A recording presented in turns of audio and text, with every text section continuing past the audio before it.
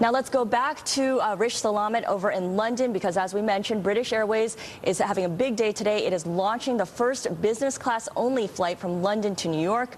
And Rish is standing by with our very special guest, BA CEO William Walsh. Take it away, Rish. Thanks a lot, Scarlett. Yeah, this is basically a service which is coming from the doorstep of Britain's financial district, taking you straight to New York. They don't have to bother going across London and actually having to fight through the traffic there. That's the idea here. BA, of course, very much dependent on premium traffic. Let's find out what the chief executive thinks of it all. I'm joined by Willie Walsh here. Willie, thanks a lot for having us. But let's just talk about launching an all-business class service when you've seen premium class travel decline for a whole year now. This is a difficult environment.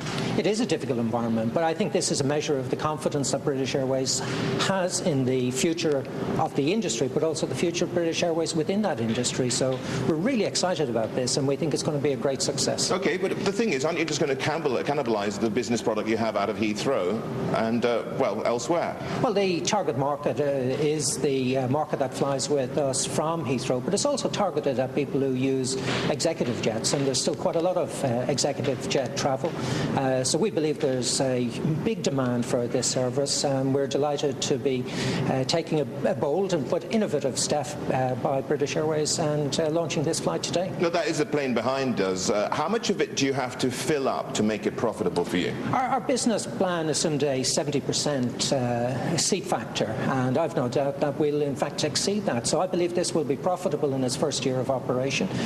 There's been great support for the new route.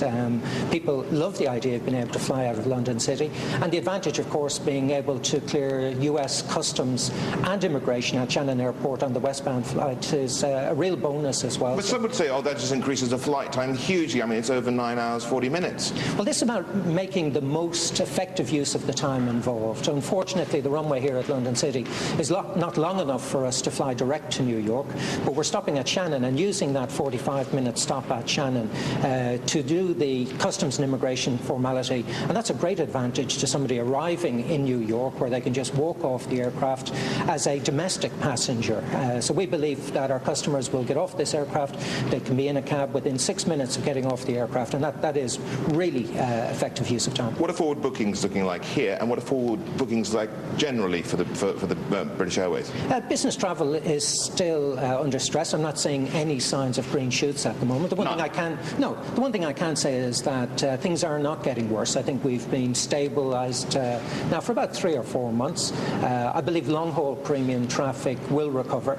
I think it'll be a good barometer of the recovery in the general economic environment, but we're not seeing signs of recovery at this point. Does this come at the expense of short-haul routes as well? People are talking about you abandoning perhaps the London-Paris market, for instance, because the trains have got that one now basically sewn up. No, it doesn't. This is very much a dedicated long-haul service. British Airways remains totally committed to our network model at London Heathrow. So no cuts in short haul? No, we've no further plans to reduce the size of our network at British Airways. Right, let's talk about what's happening in terms of the tie-ups you have in place. Of course, you're trying to get this tie-up through AMR, American Airlines, all done and dusted. When do you expect to hear from the Department of Transport on that?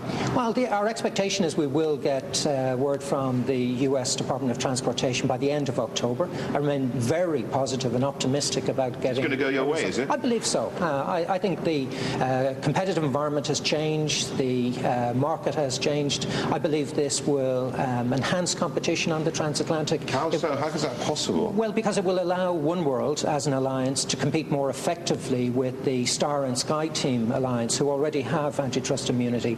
And we're seeing more and more a demand from our corporate... So you'll all be able to charge higher fares, is what you're saying? No, we'll all be able to compete more effectively. At the moment, because the One World Alliance does not have ATI, we cannot compete on a level playing field with Star and Sky Team. So this is definitely about levelling the competitive playing field. I think it will make it better for consumers. It will give them greater choice.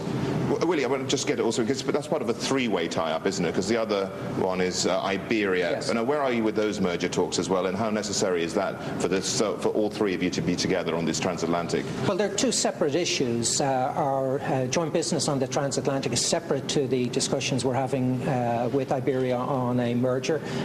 The discussions, bilateral discussions with Iberia have been progressing in recent weeks, so we've had good dialogue with the new management team there, and I think that will be a great deal. I think it's a good fit for when's it going to happen? When are we going to hear something concrete? Well, I'm not overly concerned about the timescale. I've been pretty relaxed about it today, and I'll remain relaxed. Willie, one last question. What's more important to you, an Iberian merger or the tie-up with American Airlines? They're equally important, but actually the most important thing is the restructuring work that we're doing within British Airways.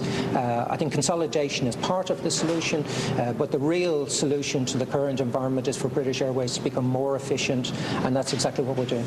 Okay, so, well, where do we go from here? Do we expect more of these flights from here, long haul, all business class? Well, our target is very much the New York market in the first place, but we could in due course look at other major cities on the east side of the US, but it's very much a New York service. Very quickly as well, Lawrence Hunt, the former chief executive of Silverjet, which of course went bust, he's saying that you need to charge £4,000, basically roughly $6,000 round trip to make that work.